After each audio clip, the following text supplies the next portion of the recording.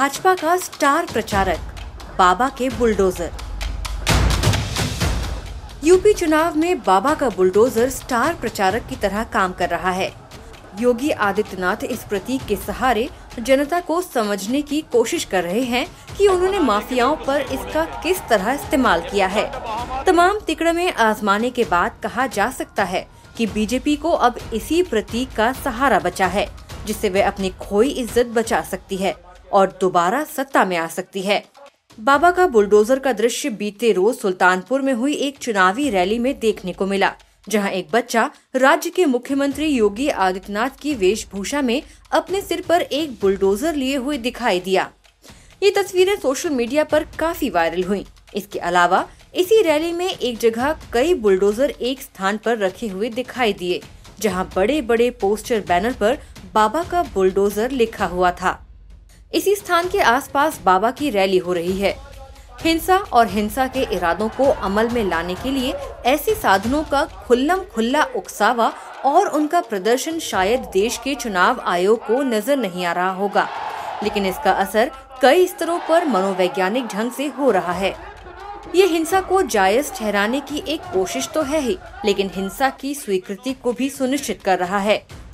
हालांकि सुल्तानपुर में मतदान हो चुका है, पर इस मशीन का जिक्र जिस तरह से उत्तर प्रदेश के चुनावी अभियानों में हो रहा है, उसे देखकर लगता है जैसे भारतीय जनता पार्टी की तरफ से इसे स्टार प्रचारक के तौर पर इस्तेमाल किया जा रहा है।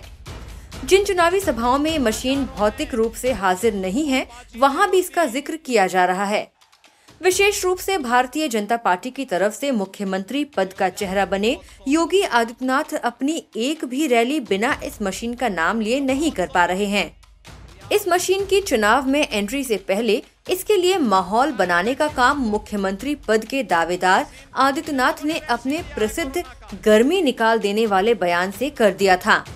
गर्मी निकालने के लिए हालांकि इस मशीन का इस्तेमाल नहीं होता है, लेकिन जिन अर्थों में गर्मी निकालने का मुहावरा यहाँ लाया गया है, उस उद्देश्य के लिए ये एक उपयुक्त मशीन है, पर अदालती कार्रवाई के बिना कितना उचित है।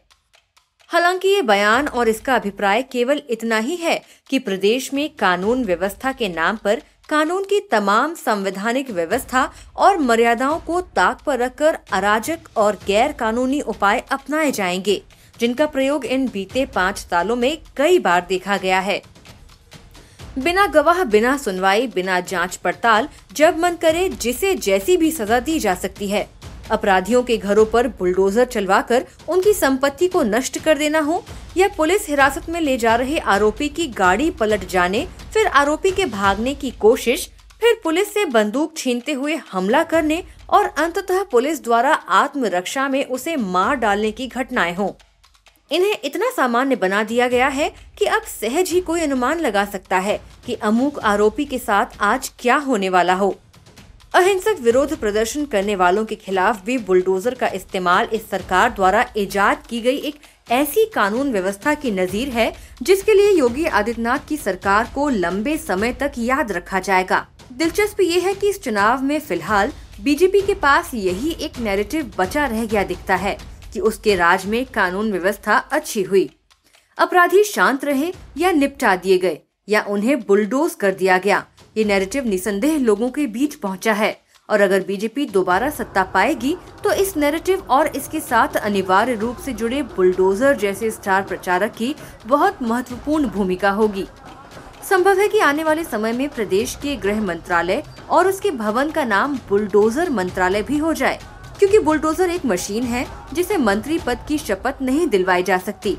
देखना ये भी चाहिए कि क्या इसे कानून का राज कहा भी जा सकता है।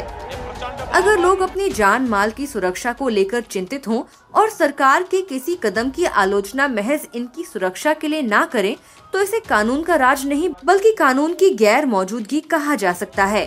कानून पर भरोसा लोगों को इसलिए होता है कि उन्हें अपनी बात कहने का मौका मिलेगा। उनकी रक्षा करने का काम देश की मौजूदा न्याय व्यवस्था का है। सजा लायक पाए जाने पर सजा भी मानव अधिकारों को ध्यान में रखकर ही मिलेगी। अगर लोगों को ये पता हो कि उन्हें सुनवाई का मौका ही नहीं मिलेगा और सजा भी मुख्यमंत्री की मर्जी से मिलेगी, तो वे अपराध करना छोड़ देगा। लेकिन खतरनाक बात यहाँ ये है कि कि अपराध की परिभाषा अब देश के कानून और मुख्यमंत्री के मन के बीच का मामला हो गया है। जरूरी नहीं है कि जो कृत्य कानून की नजर में अपराध ना हो वह मुख्यमंत्री की नजर में भी अपराध ना हो। प्रदेश का निर्वाचित मुखिया जिसे अपराध करार दे वह कानून की नजर में अपराध हो ही ना। इसका ताजा उदाहरण हाल ही में देश के सर्वोच्च न्यायालय की उन तल्ख टिप्पणियों और निर्देशों के रूप में देखा जा सकता है जो उत्तर प्रदेश में नागरिकता संशोधन कानून के खिलाफ हुए विरोध प्रदर्शनों को अपराध करार देते हुए उत्तर प्रदेश की सरकार ने दमनात्मक कार्रवाइयों के खिलाफ की। सर्वोच्च न्यायालय ने स्पष्ट कहा कि किस कानून के तहत नागरिक प्रतिरोध और प्रदर्शनों को अपराध कहा जा सकता है और किस कानून के लिहाज से इन प्रदर्शनकारी नागरिकों की संपत्ति कुर्क या नष्ट की जा सकती है। जाहिर है अब तक देश में कानून का राज है। ऐसे में उत्तर प्रदेश सरकार ने न्यायालय के समक्ष ये स्वीकार किया है कि वो अहिंसक विरोध प्रदर्शनों में शामिल नागरिकों से वसूले गए आर्थिक दंड के रूप में जमा धन को उन्हें वापस करेगी। अब प्रदेश की जनता को समझना होगा कि कानून का राज वह है जो सर्वोच्च न्यायालय ने स्थापित किया, न कि जिसे उत्तर प्रदेश के मुख्यमंत्री ने अंजाम दिया।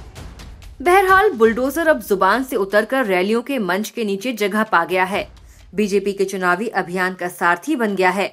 अगर ये चुनाव बीजेपी जीत जाती है तो संभव है कि अगले चुनावों तक इसका चुनाव चिन्ह बुलडोजर ही बन जाए।